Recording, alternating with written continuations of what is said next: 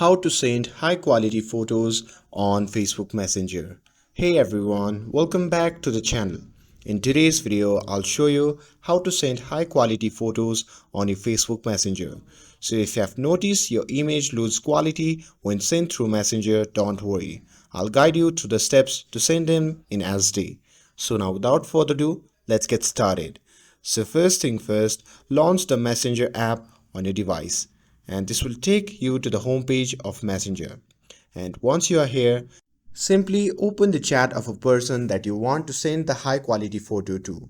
Now once you are here, simply tap on the photo icon, and after that simply select the photo that you want to send. And before sending, you can simply tap on SD button near the image preview, and once you have tapped on it, simply tap on send button. And after tapping on that, your photos will be sent in high quality. So that's it. Now you know how to send high quality photos on Messenger.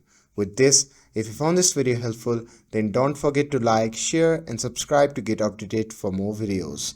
Thanks for watching, and I'll see you in the next video.